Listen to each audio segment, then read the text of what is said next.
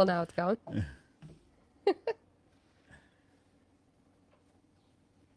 We're starting. No. You gotta hit the my slide there. This episode of the Community Workbench podcast is brought to you by yours truly, Matt Norn of Remax Bell Park. For all of your real estate needs, call me 860-428-6534. Your dreams are my job. Welcome to the Community Workbench. This is Matt Norn and a guest host, Allie Mack Marketing, in for Kyle tonight. We are your hosts of the #1 podcast in my basement. At the bench, we try to repair the sense of community. So every week we bring you small businesses, entrepreneurs, community leaders, charities, and pretty much whoever we feel like talking to. And this week we feel like talking to the Quiet Corner Garden Club, an affiliate of the Federated Garden Clubs of Connecticut, Incorporated, and the National Garden Clubs, Incorporated. Lynette, how are you? Doing good. Doing good. So the Quiet Corner Garden Club. What exactly is the Quiet Corner Garden Club? So we have about 120 members. Wow. From Okay. all over the Quiet Corner and even Massachusetts. And together we learn about gardening. We do gardening. We help educate the public about gardening. Yeah. Wow. So, one question I had, like, there are like spots in town where like there's an island where like you might have an entrance and an exit to a room. I mean, to a road. Would you guys be part of that when they like adopt an island and people put flowers and gardens on them and stuff like that? Is that like something that you guys do? We could do it. Oh, okay. I like that answer. That was an awesome answer, honestly. It's like, if we don't know how, we're definitely gonna. Actually, in Putnam, they have the pocket gardens all over downtown. I don't know if you're familiar with them, but we actually have an agreement with the town of Putnam where we kind of oversee they have businesses in town adopt the garden, and we act as consultants for those businesses who, may need to learn a little bit about gardening. Okay, so you're a resource for when like the beautification committee needs help, stuff like that. Yes. Awesome. I mean, we kind of do it all depending on what the community needs and what they ask of us. So we've done PTO workshops for kids. We've done senior gardening Oh wow. classes. Yeah, it runs the gamut. Huh. So what's your like gardening background? I started out as a vegetable gardener. If I Okay. couldn't eat it, I wasn't going to grow it. And then, as one does, I became a beekeeper. And then it was if the bees can't eat it or I can't eat it, then I'm going to grow it.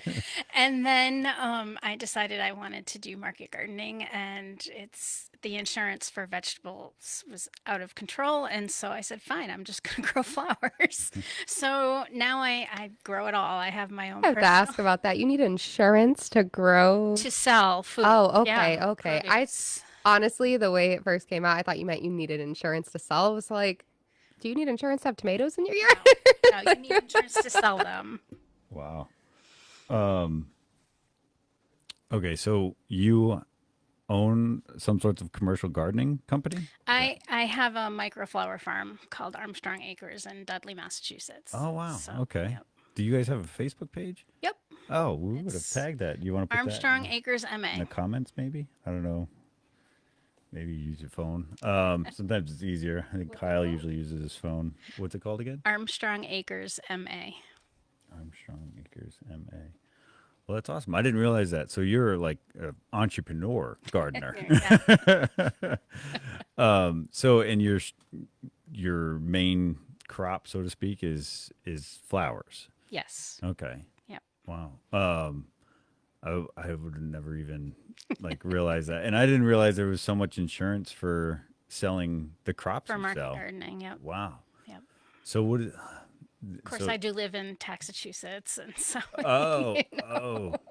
I wonder if It's that's different. it's actually crazy, the taxes in Mass. I operated out of Spencer, Mass for a while, and the taxes. Oh yeah, yeah. They earned that name fair and square. They did.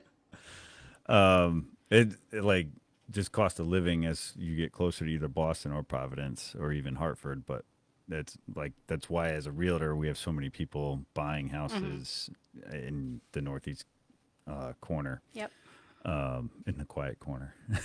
There's some people that don't like that, the quiet corner. They think we should be louder. We shouldn't be labeled as quiet. I think we're pretty loud. Yeah. I think the name is cute, but we're pretty loud. There's a lot of good voices in this area of the world. Right. I wouldn't say we're so quiet. Um, so now, when does a member pay dues to be in the Quiet Corner Garden Club? Yep, it's $25, which is one of the cheapest in the state, and we pay a portion of that to the Federated Garden Clubs of Connecticut. Okay. So yeah, we're affiliated through them and 501c3 through them. Oh, okay. So you're a 501c3, and then when you say $25, you mean per year? Per year. Per year. Yep. And then how often do you guys meet? Do you have like a meeting time? Yeah. We meet usually the first Monday of every month. That changes in September because we're not meeting on Labor Day. Okay. And we take July and August off because we're all on vacation or working in our own gardens. Right. Okay. And what are your hours of operation for your garden business? I don't have an open farm again because of insurance. I do a CSA delivery. So Oh, okay. Wow. yep. And so like how many employees do you have? It's just No, you. it's just me. She's an entrepreneur. She's all the employees. When you do anything for yourself, it's like you are 100 people into one person. Yeah. That's So- awesome, though. It takes a lot Right? of dedication and patience. Yeah. Like, I would imagine gardening in general, a lot of patience. Yes. I was just Yeah. telling her, I purchased a home, but all these ideas that I want to do, especially with like areas I want to fix up and put flowers in, I am calling my grandmother left and right crying. I'm like, I have no idea what I'm doing. I don't want to ruin this flower. I don't know what to do it over here. I think I have like, I literally have maybe like 4 notebooks full of questions for Donahue landscaping because I need some professional to answer me before I destroy what little grass I have. Sounds like you might want to join the Quiet Corner Garden I'm gonna Club. have to. Please have an application ready. I'll be signing up at the end of Available online. Perfect. So I will say my wife is the main caretaker of all of our gardens, mainly the vegetable garden. The other gardens we try to make as low maintenance as possible. So we try to, she tries to do a lot of perennial, is it perennials? When they come back every year? What are annuals then? Annuals live for the season and they're really great at blooming all season long and then they're done. Oh, and then they're done. They set seed for, sometimes they'll reseed next year, but they're done. Gotcha. Their life cycle is annual. It seems like a weird name calling it an annual then. Because I would think they come up annually if they're annuals. Am I crazy? I don't know. When I think annual, I think like once a year. So if they're coming up one season a year, But they're not. They're only coming up if you plant them again. but it's like an annual payment. It only comes back because you initiated the first payment. So I would think that if you Okay. plant something that's annual, it'll come back after the first time you plant it. All right. To be fair, Um, we're not the gardening geniuses, though. That's why we have her here today. so the gardening club, how long is it, like a chapter, so to speak, of the Federated Gardening Club? Yes, we are a very unique club. Most of the other garden clubs in Connecticut cover one town. Oh, okay. And so they have one library that they can work with, or, one fire department that wants flowers in front of their building. We have 13 plus. So, Wow. yeah, we have a large membership because we have such a huge geographic area that we're covering. Wow. And when you say you work with them, so you guys do like Killingly Library, you guys are doing the flowers for that kind of thing? So if a member has a project that they want to do, they can come to our civic committee and get funds for that and do the project. Or if a community group needs help, they can approach us. We work both ways. So we have, for instance, we our past president, her name is Linda. She has worked at the Thompson Library. She involved some Girl Scouts to revamp their library, and she was instrumental in starting a seed library there, so you can go and check out seeds. And, yeah, that's a neat program. There are a lot of libraries across the country that are doing that, and we're seeing them come this way now. So how does that work? How do you check out seeds? So you just basically go and you take the seeds, and then what the the whole premise is that next year, you will save the seeds from the plants and then bring them back and replace them. Um, Not all plants are great for seed saving, so Okay. yeah. Yeah, I wouldn't even know how to take the seeds out of almost 100% of the flowers I've seen at my house, around my house. Yeah, and some things like if you grow squash and zucchini together, you don't want to save those seeds because they'll cross pollinate and you'll get some freako gourd the following year. When you say, well, so we've had volunteers like that come Yeah. up in our garden, but how close do they have to be to cross pollinate? Well, a bee can fly 2 miles. So, Okay. All right. So it just depends on what goes from one to the other. yeah, and if they're in the same family, there are some squash that are in different families than zucchini. So, I've done the research and I know that I can grow this squash next to my zucchini because they're not going to cross pollinate. Oh, wow. But yeah, That's interesting. that's a whole nother science. I thought isn't there certain plants that are seed producing, and then there's other plants that won't seed produce? You have to get it from isn't tomatoes like that? Like you have to have like So a there parent there are plant two or types something? of tomatoes. Yeah. There's an open pollinated, which means you can save the seeds and it'll come true. And there are hybrid, which means somebody has cross pollinated the parents to produce a seed that has the genetics of both of those. And so if you were planting a hybrid tomato or a hybrid pepper, you can certainly save the seeds, but what you get is going to be a surprise. Oh, really? Okay. And there's no way of telling that. So if you have seeds at the library, they may think that they're squash, but it could be whatever they bring back. Or it could be the cross So pollinated. most of the seeds at the library have come from donations of seed packets from stores, so you know what you're gonna get. Oh, okay. Yeah. Yeah, I would think especially with zucchini and summer squash, you don't need that many. Like 5 or 6 plants will easily, 5 or 6 of each will easily My gosh. give you enough squash for a family of 4. I panicked this year because I planted 3. I thought 2 were zucchini and 1 was a summer squash, and that was going to be way more than enough.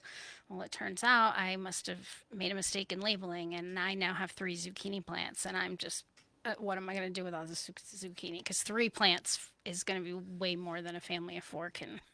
Zucchini bread goes Yes. pretty quickly at the Norn residence if you Yes. need a source Okay. I was gonna say I have a Swedish grandmother who makes a mean like eggplant and zucchini lasagna. Yes. Oh, So wow. there's some good things you can do with them. Yeah. But I also will take a donation of zucchini bread if you're giving it away. But I get it. Yeah, we've had the like crisper drawer and the refrigerator's overflowing, and then we usually go to either donating it at the end of the driveway kind of thing, or bringing it somewhere to donate Yep. if we have a crazy amount. But also, if you buy a bag of seeds, like you're probably not going to use all of them, and that's great that you can bring them to the library. Well, and they stay good. I mean, it says sell by 2025, but most. You can use year after Seeds. year, right? In fact, I planted a squash. We actually lived in Guam for 3 years, and I saved seeds from a squash there, and I forgot about it. And then I found them this year. Now we have not lived in. It's been 7 years since we moved back from Guam, and I planted them just to see what would happen, and they all came up. So yeah, they stay good for way longer than most people have been led to believe. Okay. Yeah. Gotcha. So how long has this chapter been running? So we're getting ready, and I believe it's 2028. We're going to be celebrating our 50th anniversary. 50th. Wow. Yep. Congratulations. Yep. And then like the Federated Garden Clubs, like how long have they been going on? Oh, long. I have no idea. Oh, really? Longer than that. Yeah. Wow. In fact, they just posted, I think there was one garden club that was celebrating its 100th anniversary. So, yeah, Wow. long time. Wow. And you guys have one of the biggest amounts of memberships, one of the largest chapters Yep. around. We are considered an extra large club because we have more than 100 members. Oh, wow. And so like where do you hold these meetings? Do you have like turnout for the meetings, like hundreds of people? No. Usually we're between 50 and 70, depending, on the Wow, speaker and that's stuff. We meet still at the big. South Woodstock Baptist Church. Wow. Yep. In the pews or in the basement? In the basement. Fellowship hall. Yeah.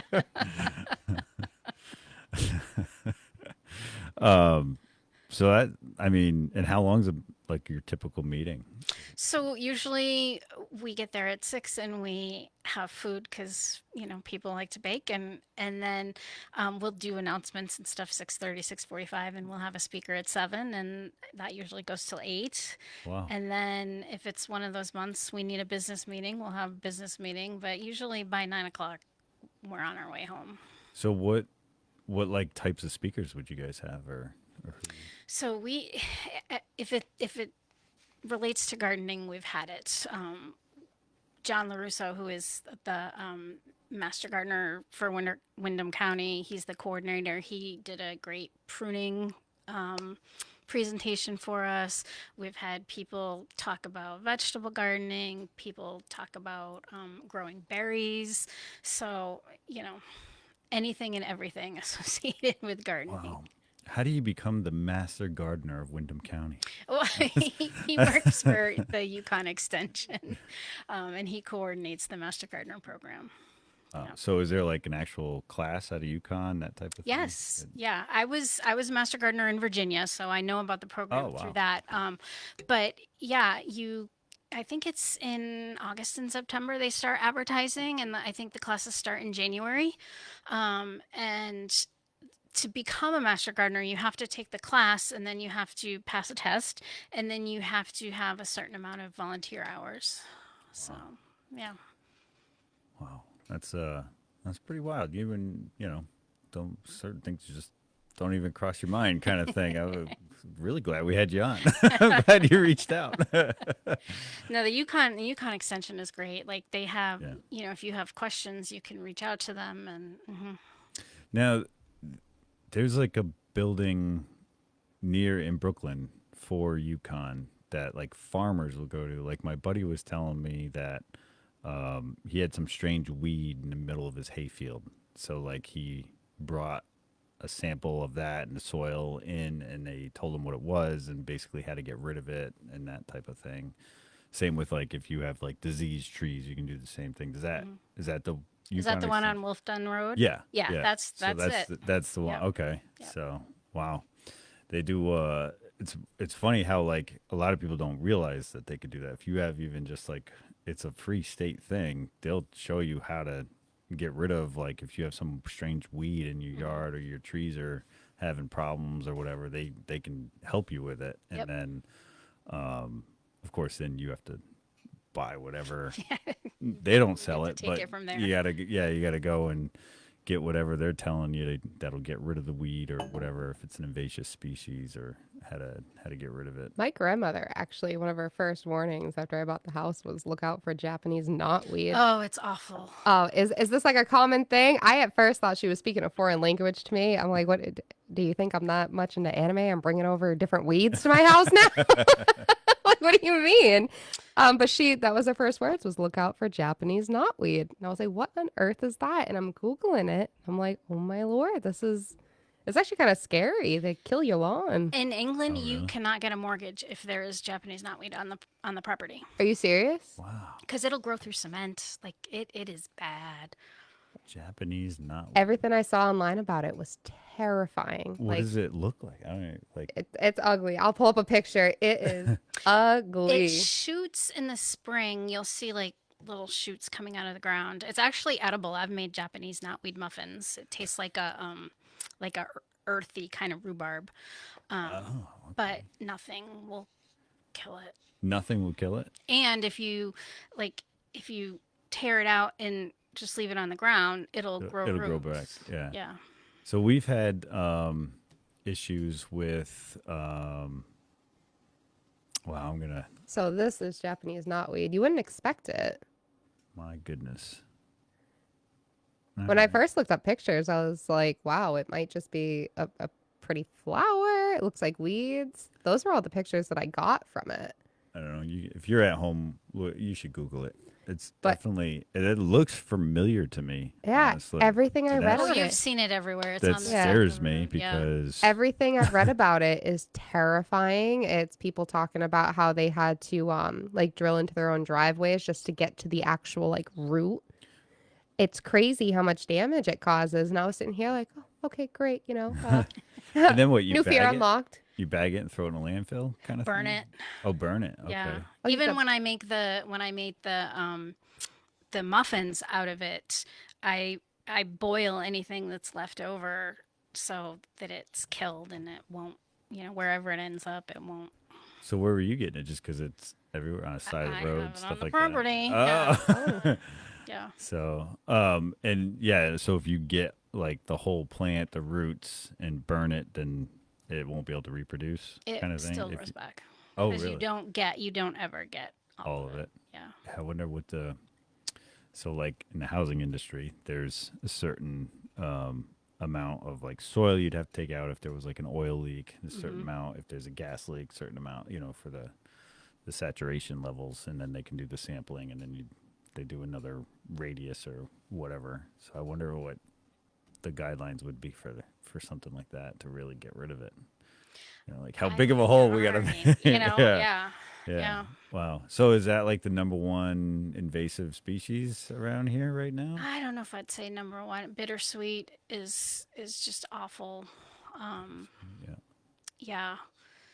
There's a lot of them. Bittersweet kills a lot of like tall standing Mm-hmm. trees, a lot of nut trees and stuff, right? Strangles it out. Yep. How did you guys do with the gypsy moths coming through? Am I saying that right? Yes. So, the past couple of years hasn't been awful. There's a I don't know if it's a fungus or a bacteria. There's something where if it rains, the population explodes and it will kill off the gypsy moth. So it's like a natural predator. Yeah. I remember that, hearing that when we were having the big issue. Yeah. What was that, back in like 16 or 2015, I somewhere around I there. It wasn't was a- here. Oh, I was like in Oh, this- 2016, I was busy this area- graduating. oh, sorry. I was busy trying to pass to graduate. This area was bad. I remember. Oh, okay. So it was my wife's 10th college anniversary. So, yeah, 2015. Because we went up to the college. We went up to Stonehill in outside of Boston, in Brockton, and it was horrendous. There was leaves, green leaves everywhere, and the gypsy caterpillar. You can hear them pooping. Yeah, yeah. Oh. It sounded like rain everywhere you went in the woods and stuff. And we are still, tree guys are still taking down massive amounts of dead trees. See, the one I remember were those beetles that were like eating the trees, and it was this whole like dilemma. It was I was just starting my senior year, and it was this big, massive, like these bugs are coming in. I believe they were from South Asia or Asia, and they were beetles, but they were killing the trees. They Yeah. would just eat them, hollow them out, and then the trees were dying. And it was this big epidemic. It's the ash trees. It's Yeah, still the going on. ash borer. The ash Yeah. boring beetle. Yeah. It was terrible. It was like everybody was up in arms, so upset, and I'm sitting here going, "Oh, more paper." That was not the real logical solution, but Yeah, the ash trees are still extremely hard to keep healthy or grow. in this area because of how bad they are, and they've stuck on a bunch of regulations for loggers and stuff, and they didn't, they don't want you going across state lines with ash and whatnot. Like Huh. even if you're just hauling like cordwood home to burn, they don't want any of that. It's so contagious, so to speak. Oh, jeez. Yeah. Yeah, that was a big one too, and that was kind of happening around the same time as so we just got hit in this I was corner like with nonstop. like double whammies. Yep. So they didn't. They affected fruit trees though. The beetles. You guys ever? I mean, not the beetles. The gypsy moths. Because they pruned my fruit trees like barren. Hmm. But I they think survived. they're called the sponge moth now. Oh, really? Yes. We have a more politically correct name for them. Okay. Oh, well, I thought it was a suitable name because they travel around. Right. I wasn't being derogatory Right. towards them, but they do travel. They travel in huge swarms, and Yes. there was somebody was saying because they had happened in the 80s around here too. Yes, that I remember. Okay. Because, And I'm a little older than you guys. I was born in the 80s. I remember our town had a contest. The kid who brought in the most gypsy moths won a bike. And geez. so it must have been like 1981-ish. But Okay. yeah, I have vivid memories of scraping the moss and the eggs off of the tree into coffee cans that summer. Oh my I did not goodness. win the bike. Oh, wow. I was like, that was that's 16 years interesting. before I was even born. Pipe down over But there, right? sorry, that's why I'm in the corner. um, but no, I just, it's crazy to think that trees and plants can get sick just like your own kids can or you can, and that they need that extra care. Because I often remember, especially like with a past partner of mine, a plant would get sick and they would just throw it away and go to the store and buy a new one. But you don't do that. Like there's my grandmother, I call her the green thumb doctor. It's like a plant gets a little brown leaf and she's over there. She's in that plant like she's living with it. And all of a sudden, like 2, 3 days go by and it's tripled inside. It's bright green. It's healthy. So it's just so crazy to think that plants get sick like people and that you can do something to make them healthy again. But is that something that you guys do? Do you educate people on how to take care of their plants and what to do with them? Yep. We like to make sure people know about the plants that they're planting and what they need. Especially, I start a lot of tomatoes from seed because I love my heirloom tomatoes, and you can't just go to the local greenhouse and buy those weird varieties. So it's important to know if you're growing from seed what that seed wants. Does it want light? Does it want dark? Does it want to be wet? Does it want to be dry? Does it want whatever?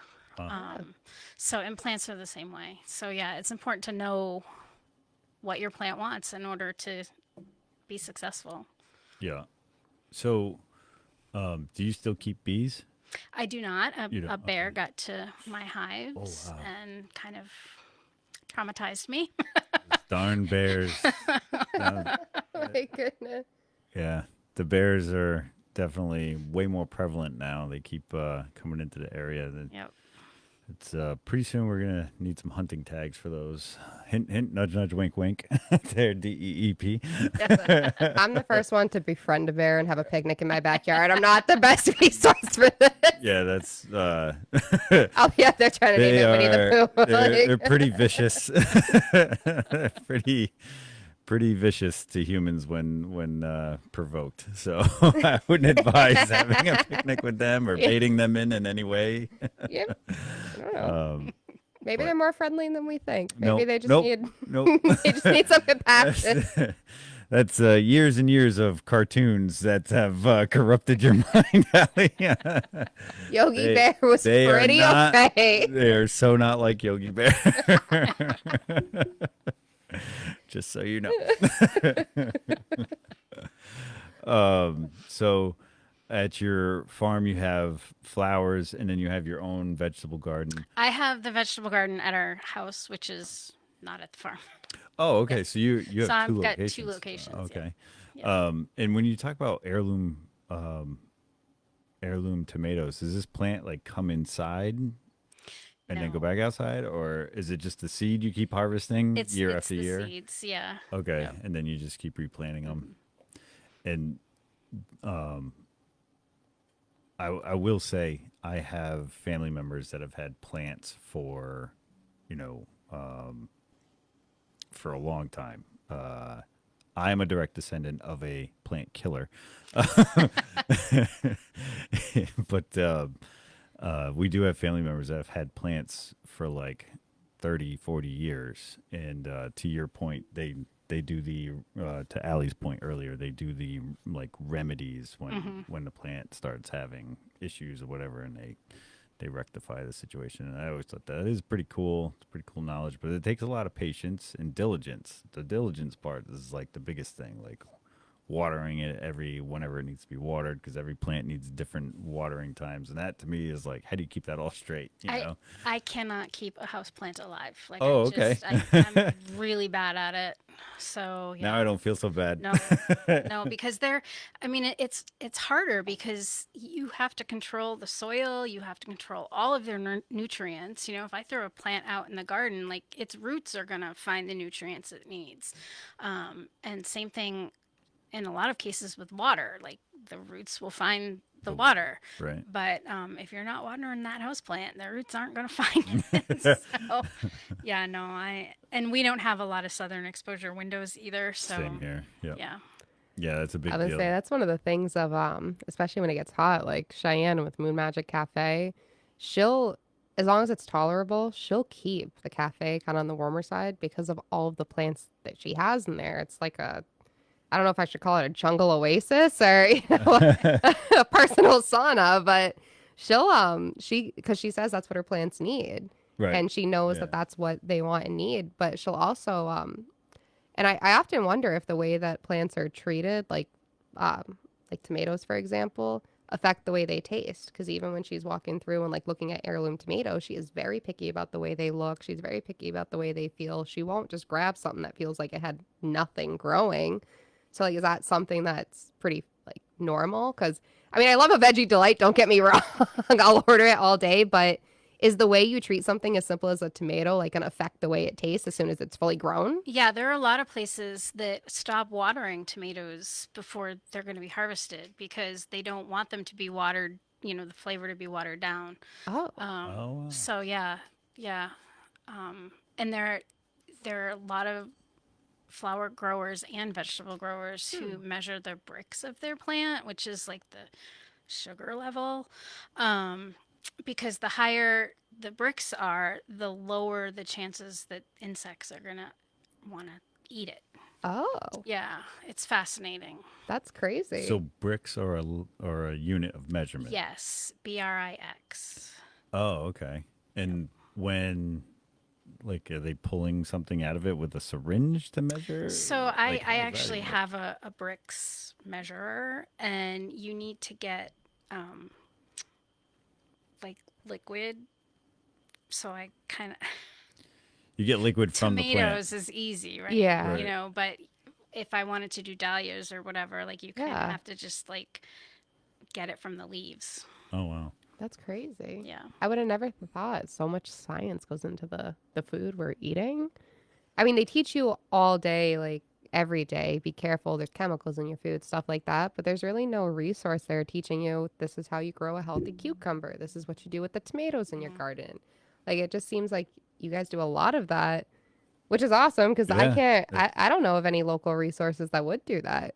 I mean, you have, Joe Schmo down the street being like, there's chemicals in your food, stay away. And he's like, has the picket sign, but where's the sweet lady telling me, hey, just water your plant a little bit. Oh, put it in the sun over here. Hey, come to our club meetings, join. We'll help you learn all you need to know about your plants and your vegetables and your flowers. Like that's awesome that you do that. wow. Do you guys do like mailers, like email mailers to your membership? Like you have a speaker. Does anybody like scribe and kind of take note, or does anybody record it and send it out on a link or No. anything like that? We have a monthly newsletter, so there's all Oh, kinds of okay. So information in the newsletter. But most of the speakers, they will, if they have handouts or whatever, we will pass those on to our members. We've done that before. But a lot of the speakers that we bring in don't want their presentations recorded because they're getting paid to Oh, do it in okay. So you guys person. pay speakers Oh to come in. Oh, yes, wow. yes, That's yep, wild. yep. That's Some awesome. of them, and we've had some that they don't care. And here's the link to my Google slideshow, and Right, right, right. so it just depends on the speaker. Yeah.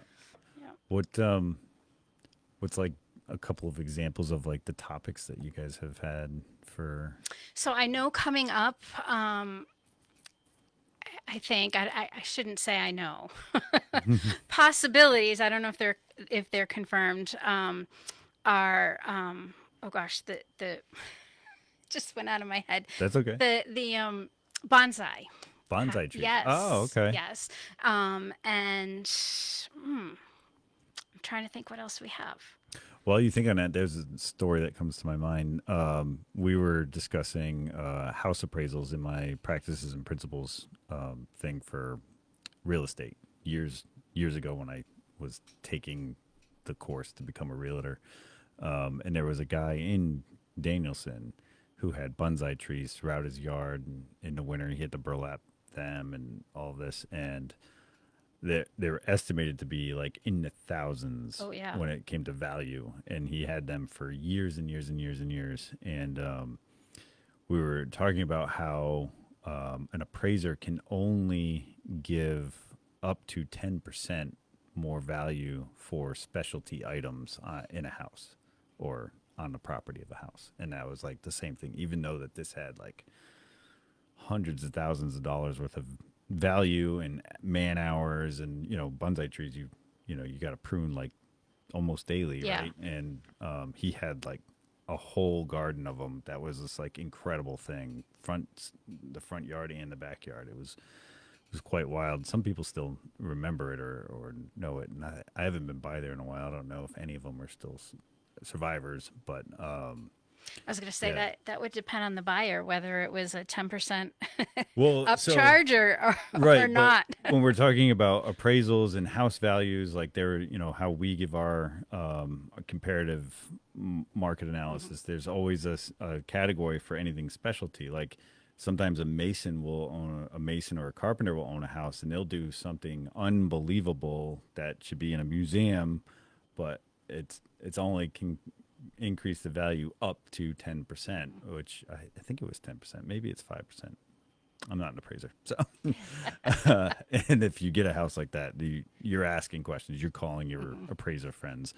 And yeah, because there was one up. They also had another example of like a 40-foot waterfall in one of them. You know what I mean? So it's like, stuff like that come up. But I remember the bonsai tree and how like, it was. We were all kind of shocked that like something like that can be kind of reduced to only a certain value, and it is true because you have to find a certain buyer.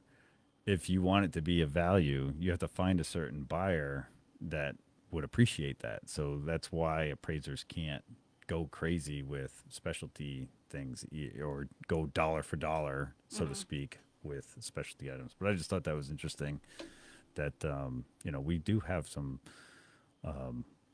local gardeners that are incredibly Oh, talented. absolutely. I'm sure you guys have We plenty of have them in your membership. we like I said, we don't meet during the summer, but we have a couple garden tours scheduled. One of them is a garden club member, one of them is not, and I can't wait to go see them because they're amazing. Yeah. Wow. Have you guys ever done anything with the different wineries or anything like that? Like We had haven't. talks for, the wine keepers or the vine keepers. I think that's what they call them. Vine keepers, maybe. They specialize in every February they prune the vines and they have to be very knowledgeable about the grapevines because it's their main product when Yeah. they're making wine. So, I wonder if that would be a future collaboration. Anyone can contact us with an Yeah. idea. We encourage it. That's cool. And did you think of any other like topics coming So up? for our December meeting, we always try to do some sort of like a centerpiece, and so garden club members will be making their own centerpieces. Last year we did boxwood trees. That's okay. Still good. This year, we've got Bemis Nurseries from Spencer coming down to do a centerpiece workshop for us. So, Okay. yeah, it just It's the sky is the unlimited. limit. Yeah. Yeah, So what is it called again? A boxwood? boxwood. Yeah, it's if you've ever seen like the fancy estate houses that have all these The hedges, shrubbery. that's That, probably a boxwood. Yeah. okay. Yeah. And they're talking about like keeping them and how to raise them. No, that we kind of thing? actually we made we got cuttings off of the boxwood and then arranged them so it looked like a tree, and that was our centerpiece on our holiday tables. Oh, okay. So it was just like the clippings Yep. and whatnot. Yep. We try about 4 times a year to have some sort of flower arranging class too. I know, back in the 70s when garden clubs were kind of, like this, that's what it was about. It was arranging flowers, not Oh, necessarily growing them. yeah. So there's a change. Yeah, I would imagine back then that was kind of where the money was Yes. for arranging flowers for weddings Mm-hmm. and, funerals and other big event Your type of front stuff. foyer table, yeah. Yeah. Yeah. Yeah, that's pretty wild. It was a different membership. Okay. Yep. The industry has evolved. It's a little more inclusive. Is that what you're saying? Well, it depends. I mean, some areas we joke, some areas have garden club members who have gardeners. And then some Oh, wow. areas Okay. have garden club members who are the gardeners. So, Okay. yeah, Understood. it Wow. completely depends on where you are. And so you meet every Monday at First Monday of the month. first. I'm sorry. Yes, you meet first Monday of the month. What time and what place again? So, South Woodstock Baptist Church. Yeah. And usually the social starts at 6 and the talk starts at 7. So you guys are networking at the same time with the social. Is that what that Well, means? I Or wouldn't no? call it networking. I mean, Oh. we talk gardening and what's working in your garden, and what flowers are doing great for you, and it's learning a lot Yeah. from other growers. Yeah, there's been a lot of weather shifts, right? So And much, so there's yeah. probably a lot of learning on the fly, Yep. like El Nino. Is that like And just, obviously I been a mean, topic? climate change, and we've all seen that the temperatures are getting more extreme, and the rain is getting more extreme in one direction or the other, and yeah. Yeah. I would say that last heat wave we went through was awful. I'm not even saying it because I have a Bernese Mountain Dog. I'm saying it because I myself, I am pale and the sun was my enemy for like 5 days. I was afraid of sunburn the minute I walked out of my house and just sweating. That heat was awful. Yeah. Yeah, I was worried about my tomatoes because they're just now starting to flower, and the pollen dries up. It won't. Oh, geez. Tomatoes won't pollinate if it's above 90 degrees. So, Wow. I never knew that. yep, Huh. yep. So, in the heat waves, when the tomatoes are flowering, you'll often see that there are no tomatoes that come from those blossoms. Wow. Did we have a late frost this year too? No, We last did. year we It was did. last year? Okay. Yes. 'Cause we have a rhododendron that was like mostly brown leaves. Yes, very for- common this year, For and this year. Okay. and Because of the I think late it was the frost. drought. Oh, okay. I think it was the drought. Is it coming back?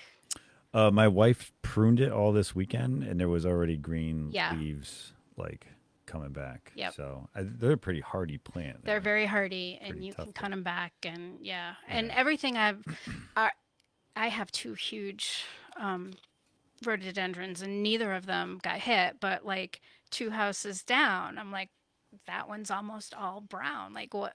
I don't know what the difference is, but veins in the soil, Yeah. probably. It is funny when you see, because I've putting in wells for houses and stuff like that. I've worked with what they call a dowser, and it's pretty wild to watch them work. They get the 2 copper rods, and the one I work with a lot is husband and wife, and they kind of do it like a double blind. Like she'll kind of like talk with somebody while he's doing it, and then she'll go into it without kind of looking at each other, not really paying attention. And they were telling me like the rods turn as they're walking over the water for whatever, like a vein of water, and try to get the best vein on the property for well drilling.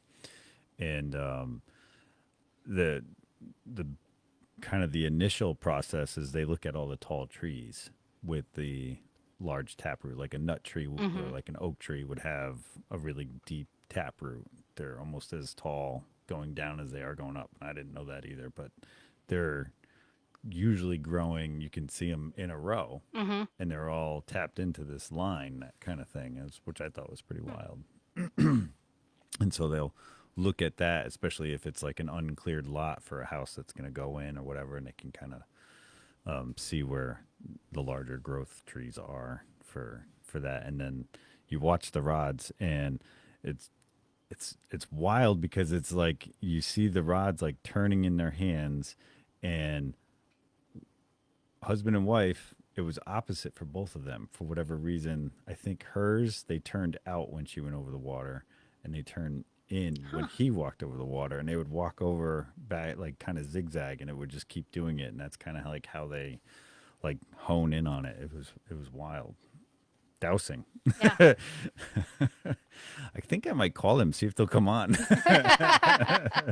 It's very interesting. And you talk to some of the well drillers that have been around forever, and they're like, well, some dowsers fall flat on their face, and some dowsers will find you a vein that you have to register with the state because it's so many gallons per minute, and they'll put it on the map for filling fire trucks in an emergency or filling whatever in emergencies. So they have to like register with the state. That's like a thing. I think it's if they get so many gallons per minute. I thought it was if it's over 10 gallons per minute, you got to register it. So yeah, he says you can see like there's good ones and bad ones, I guess.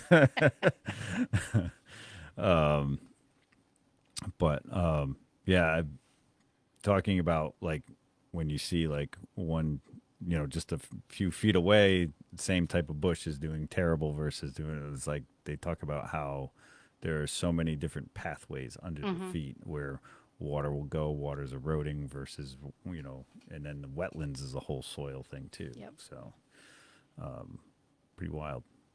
Yep. So we didn't have a late frost. We had a late frost last year. And then this year we had a drought. yes. Any other issues?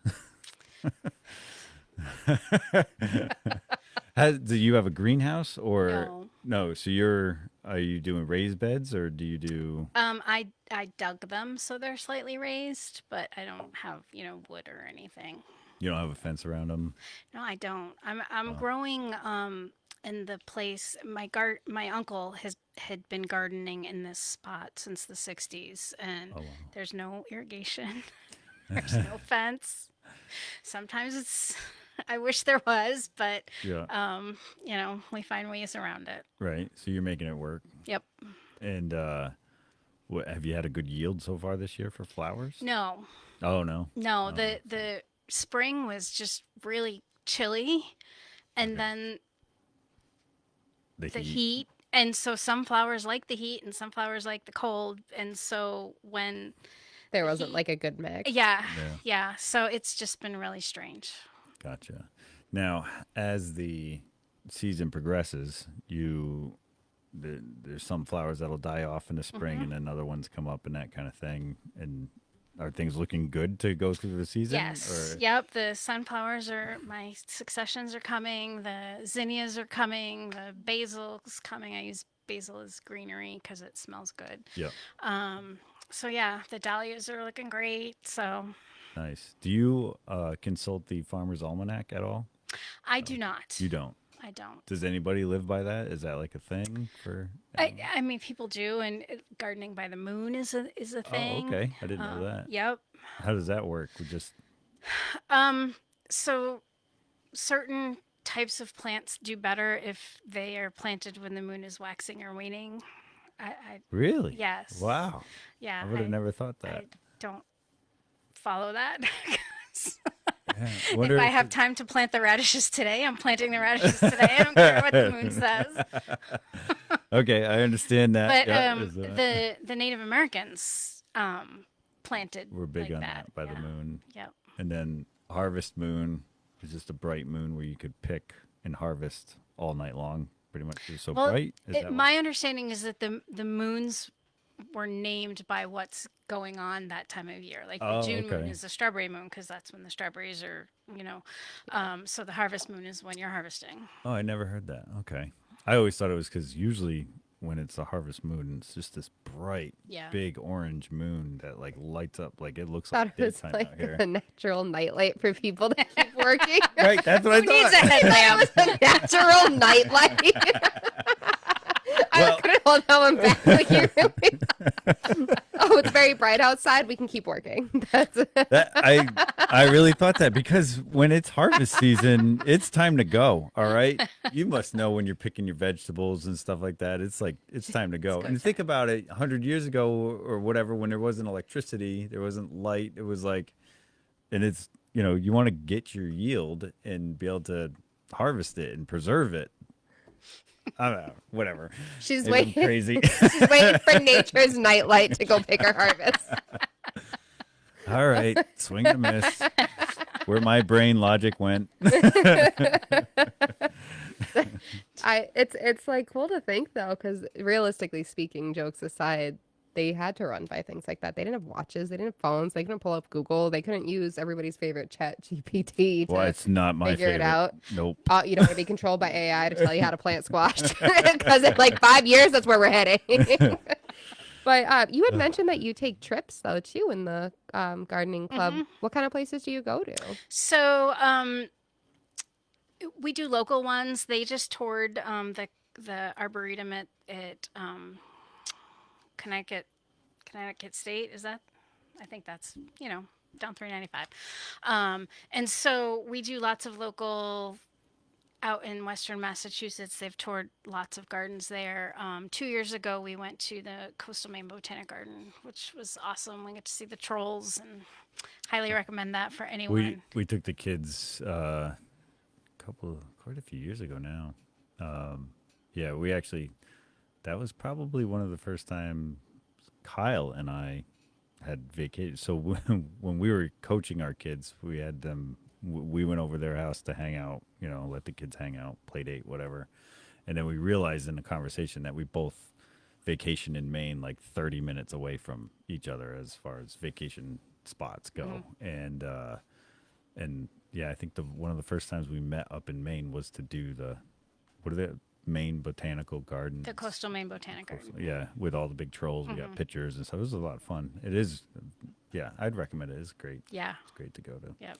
I think there's one in Mass. Correct me if I'm wrong. It's Rhode Island. Rhode Island. It's the one with all the There's- butterflies and everything. Oh, I thought you were talking about trolls. No, There are two no. trolls in Rhode Island. Yeah, Yeah. there's one I think in Massachusetts where it's a botanical garden, but it's geared towards the butterflies and like Well, Tower Hill, it's not Hill anymore. I think it's called the New England Botanic Garden at Tower Hill. Yeah. And then there's one out in Western Mass too. So, and are those trips that you guys just go on frequently?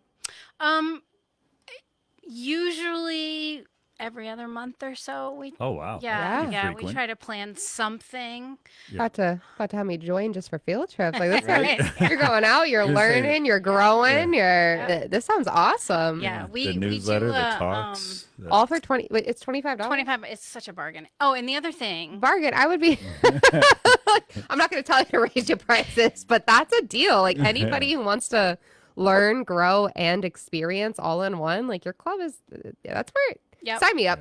And twice a year we have plant swaps. So gardeners, we all have plants that Your specialty? well, yeah, and that are reproducing faster than we want them to. So we share them with each other, and we Oh, have that a is plant swap awesome. in May and another one in September, October, and yeah, like I hardly ever buy plants anymore because, if I'm looking for something, we have a private Facebook group, and I'll say, hey, I want such and such. Does anyone have this? What do you want? What can we swap with? So yeah. Does anyone grow rhubarb? Oh, we have Yes. rhubarb here. I'll take it. I'm always a sucker for a good rhubarb pie. It's a weed. You can keep that one alive. I do remember though, I had a friend who I watched him. He and I only ever heard about it from my grandparents until I actually saw someone do this, but he would crack off a piece of rhubarb, dip it in sugar, and then eat it. Oh, I took that for lunch in high school. Yeah, like I just and you don't think about it, but Yeah. yeah, I had a babysitter who would make rhubarb pie, and I was like, I like Yeah. this. So I'll take your rhubarb. My grandmother made a really good strawberry rhubarb pie, and we make a pretty good rhubarb crisp here. And we've also made apple rhubarb crisp here. So yeah. My daughter's favorite is bluebarb jam. Ooh. So blueberry and rhubarb jam. Yep. Yep. That'd be good. We've done the strawberry rhubarb jam as well. And shout out to Dylan Dago. He's into making those types of jams like rhubarb jam and strawberry rhubarb jam. I just harvested mulberries today. So Mulberries, tomorrow's okay. going to be mulberry jam day. Sugar frosted mulberry is the scent of the air freshener in my car right now. I'm a sucker for mulberry. I didn't notice a scent. I noticed my hands were all purple after I got done harvesting. Didn't they used to use but speaking of Native Americans, didn't they used to use like mulberry and strawberries, like all the berries as paint? Like wasn't that I don't know. another function of A lot of vegetables? natural dyes. Yeah. they did Blueberries I know were stuff. used for literally like dyeing things and painting. So, but it's crazy to think there was more purpose to them than just eating Yeah. and picking Yeah, them during the natural nightlight outside. Yeah. I'm glad you're getting comfortable in that seat there. I'll have the time of my life over here. Just don't cancel me yet. Nope, it's encouraged. That's how we roll here. So one thing I just thought of, I want to bring up. We have a Walktober event. Are you familiar with the Last Green Valley Walktober? I've heard of it for sure. So they plan hikes and all kinds of nature stuff in the Last Green Valley, and so we are hosting a butterfly / pollinator garden 101 Wow. at the Woodstock Fairgrounds on September 21st. So if anyone has questions about putting a pollinator garden in or growing for butterflies, we'll be talking about the plants and all that good stuff. So a pollinator garden would be plants specific to animal, like a certain Any pollinating pollinators like butterflies, bees. hummingbirds. Yep. Wow. So then Moths are great pollinators. oh, who would love to have more moths around? I've put in quite a few cedar closets to try and get rid of them. But their their caterpillar stage are great for birds. Oh, for food. Yeah. Okay. Part of Yeah. that. Yeah. Part of that. Okay. And so that's I've never even thought of that, like a pollinator garden. Yeah, that'd be cool to. So if you were a beekeeper, it would be very beneficial to do that. Yes. Does what you plant change the flavor of the honey? Absolutely. So when they have honey that's a specific flavor, like when you go to the Brooklyn Fair, which is coming up the end of the summer, they have the beekeepers there, and then they'll have like a honey that's clove, and then which is kind of like the original, and then they'll have like a strawberry flavor one. That is because those bees only pollinate strawberry plants. How does that work? So like I said, bees travel 2 miles Yeah. and they don't read the book. They don't live by the farmers. We gotta So it could be that was the honey collected while the strawberries were in bloom. Like tea tree honey or manuka honey, if you've heard of that, it's specific to Australia, made from the tea tree plant. It's very medicinal, and it's because they have farms or orchards or whatever they call them, but for miles and miles they have nothing but these plants for the okay.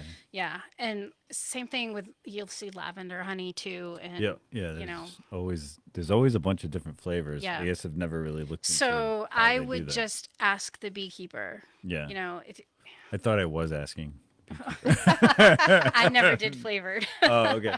Yeah, I But wonder if no. they'd keep a hive like up at Buell's, strawberry patch Right. kind of thing. Because Right. a lot of beekeepers will keep different hives in Mm-hmm. different Yep. places, different people's thing. Yeah. Yeah, but it like I mentioned, we lived in Guam, and the honey there definitely had a different taste Okay. because they were, Yeah. Everything's so different over there yes. Yeah. too. Yep. Different plants, different Yep. everything. Different climates, different Yeah. moons, Yeah. maybe. Now, Different night lights in the sky. is the honey from Maine going to taste different than a honey from Massachusetts? Probably not, because the flowers are the same. They're getting the same sort of nectar. But is it going to taste different in Florida? Yes.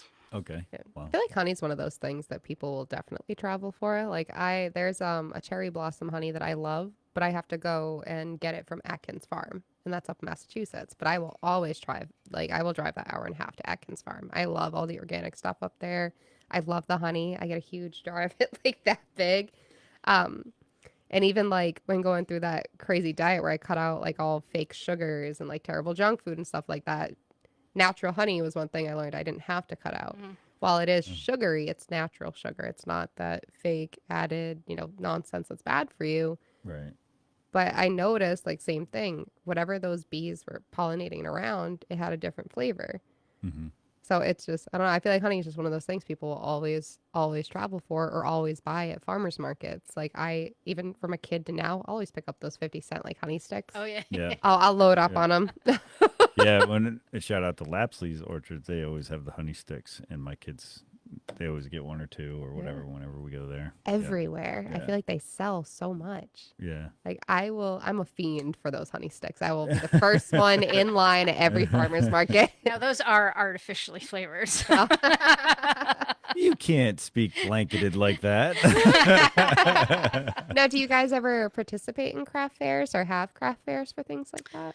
So every other year we have a garden tour. Yeah. And we will have kind of a garden craft fair to go along with that. And yeah, we've participated in the Woodstock Congregational Church.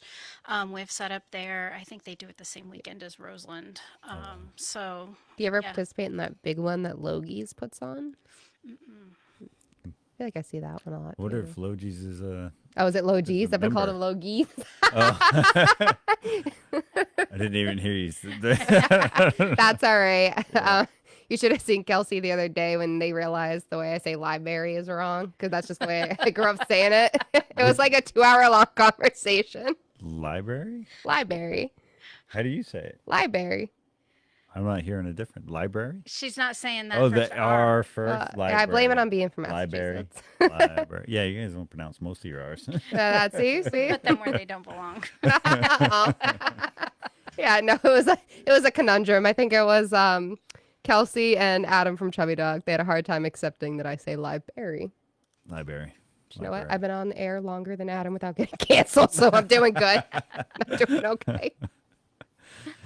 That's funny. So you guys do tours every other. You had mentioned in your meeting sometimes you guys do a business meeting. What's that? Voting in officers, Oh, approving okay. the budget, all the not fun stuff Oh, that nobody wants to do. You but save that to you the have end. to do.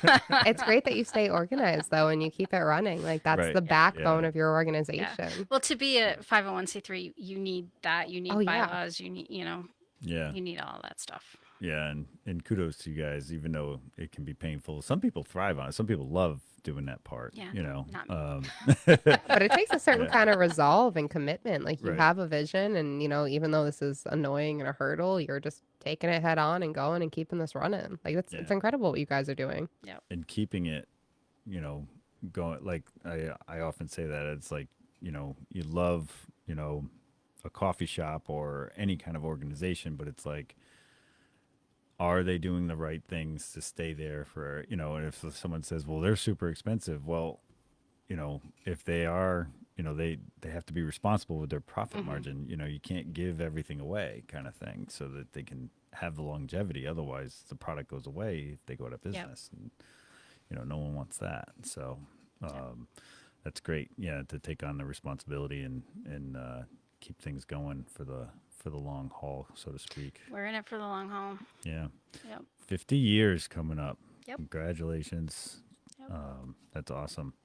And do you guys ever go tour like other garden clubs, like gardens, stuff like that? You go like outside So of other garden Wyndham? clubs have garden tours, and we will, members will go and Oh, okay. check So it you out. guys can just kind of freely Yeah. go Yeah. between different Yep. memberships.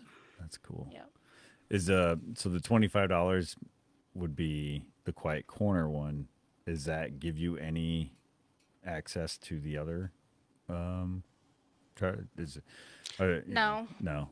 Gotcha. I personally belong to the Southbridge Garden Club in Massachusetts as well, Oh, but okay. that's, Wow. more dues to them, and they Yeah. do their own thing. It's interesting how different garden clubs can be.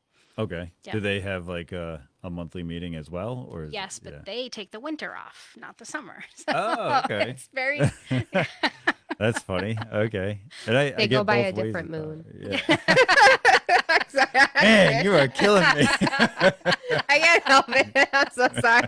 Perfect opportunity. You're not sorry. Stop it. I can tell just by the way you said sorry. funny. So they take the winter off. I get both ways of thought, Yeah. like dormant in the winter kind Yep. of thing. After the harvest moon. See, now you're driving it home. Most garden clubs will actually, Southbridge does it, and we do too. Our biggest fundraiser is a plant sale that we have okay. Saturday before Mother's Day at the Woodstock Fairgrounds, and that helps fund our scholarships. Oh, you guys have scholarships. Yeah, we've done last year. I think we awarded 7,500, and this year we awarded 8,000 to students in the Quiet Corner who are pursuing some sort of environmental horticulture path. Is that botanism too? Yeah, Is that right? botany. Botany. Yep. Okay. Yep. What's the difference between a horticulturist and a bot? I don't know. Oh, okay. Horticulture is botany is more like the plant parts, I think. The horticulture is more a broad study. I don't know. Oh, okay. So that maybe I studied botanism's like math. a math major who's a gardener now Yes. and doesn't like the business part of it. I love it. That's awesome. So, Yep. so do you want to put a plug in for your like next big event, that kind of thing? So our next big event would be the plant sale next spring. Next spring. Okay.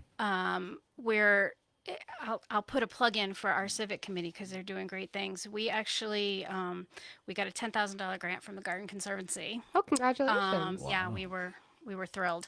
I think I meant to look this up. I think we are the first garden club that they've awarded this grant to. Normally they go to like historic gardens and stuff. So we're taking a big part of that, and we're doing some landscaping at the Center for Woodstock History to kind of do a more historically accurate landscaping there. Oh, wow. Okay. And then at the Abington Social Library, we've got plans to put in a historical garden there too. So that was our exciting news of the year. We were thrilled to get that. Yeah, I would have never thought of that. Has the landscaping changed a lot? Like, is it just different plants? It's different plants. It's different styles. Yeah. Wow. And you guys are making stuff like people can walk through, or just So makes everything pretty. the problem at the Center for Woodstock History is that at some point, probably in the 70s, they wanted to make it look like Williamsburg, so they put in a brick pathway. Brick pathways here don't handle our winters well. Oh, okay. Right? Yeah.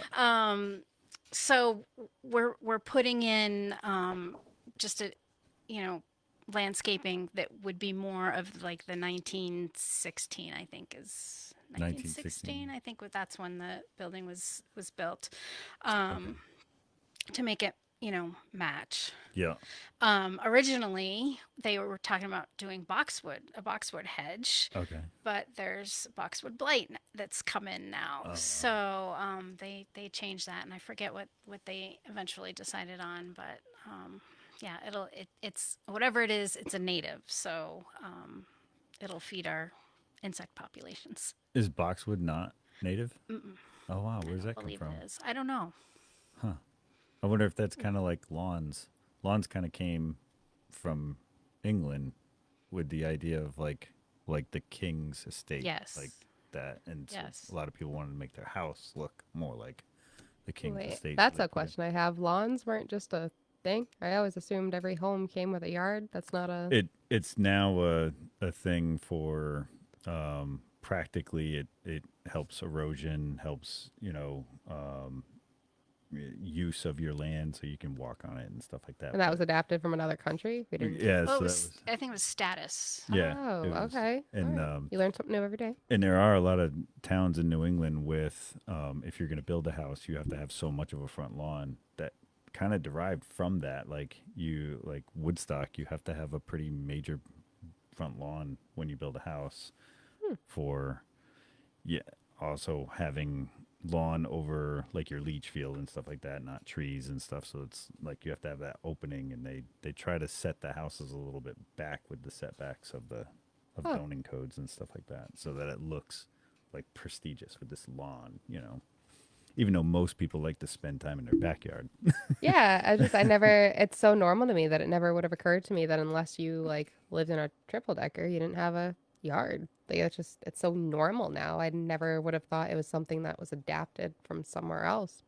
Yeah, And actually, now the trends are replace the lawn with natives, so that Oh, I do see a lot of TikToks of those where it's like succulents instead of grass. that must I be see fun to walk on. tons of those. Whew. I am letting the clover take over my lawn, so that you can mow it left. Oh, I have an left, entire and book of 4 leaves if anybody wants them.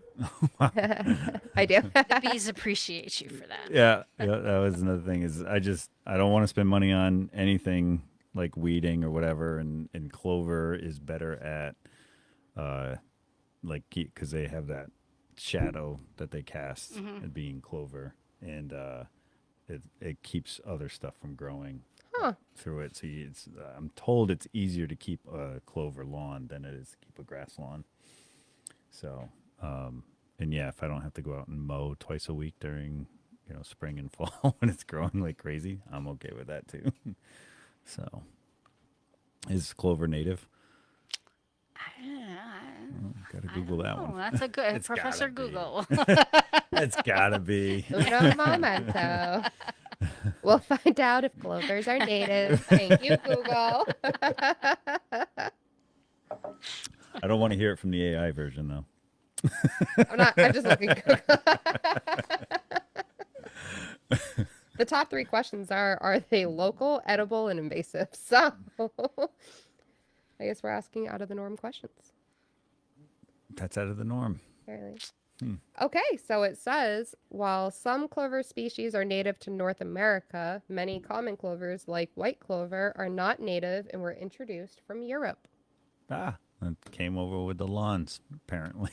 Well, wasn't the first ship like the Mayflower? Doesn't that kind of like line up? I don't know. What's the May? Is What's- it Mayflower? If I'm refailing history again, I Is that- apologize to every teacher Does I've she ever had. think Am I wrong? SOS. is clover a Mayflower? I don't know that it came over on the Mayflower. A lot of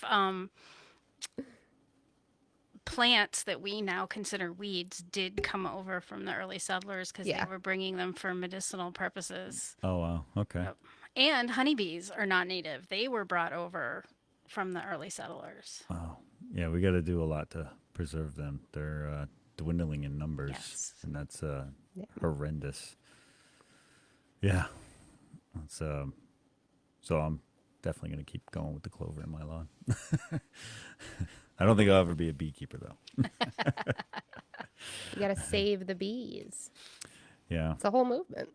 Yep. Plant Save the pollinator bees. gardens. Yeah. See? Nice. And butterflies are nice too. Thank you so much for coming out. No problem. Anytime you guys want to come out, it sounds like a really cool club, for a bargain. Yeah, I'm telling you, that's. But I can't believe all that comes with that $25. Yes. That is crazy. Yeah, it really is a bargain. We It's a great club. It's the thing. I have my hands in too many pots, but it is the one thing that I miss the most during COVID. Oh wow. Okay. So you guys had to kind of shut down a little Yep, bit. as did everybody. Yeah. Yep. Um, well, it's great because it's a great cause, educating people, and keeping a lot of the native stuff alive, and getting rid of the non-native stuff, and raising money for scholarships and more educated people is always a better thing. So Yep. really, really appreciate what you guys are doing in the work, and hopefully we've got you some more members to come in and Excellent. help out. We'll be starting up again in September. Nice, Yep. nice. Thank you. You're Appreciate it. welcome. Do you want to plug anything else, like the phone number? Is there any of that? QuietCornerGardenClub.com is the Okay. best way. Yeah. Beautiful. Yep. Beautiful. Or follow us on Facebook. Yeah. Awesome. Thanks for watching, everybody. The Community Workbench podcast is in the middle of its Be the One campaign. It was started by the American Legion in efforts to stop veteran suicide. If you know a veteran, call them. Be the one to check in on them. I will add that that's great for all first responders. A lot of them are dealing with a lot of PTSD. So definitely check in on any of the first responders and veterans that you know of. Call them, and if you need any other details, visit betheone.org. And definitely have a very happy and safe 4th of July. Join us again next Monday, July 7th, when we interview Justin Margadana, a local author right out of Woodstock. He was on the bench before with his first book, Parallels and Facades, and now his newly published Light is After Winter. Both books are great tools for grieving, and we'll definitely be having an interesting conversation with him next week. As always, buy local, hire local, dine local, volunteer local, plant a garden locally. Have great days.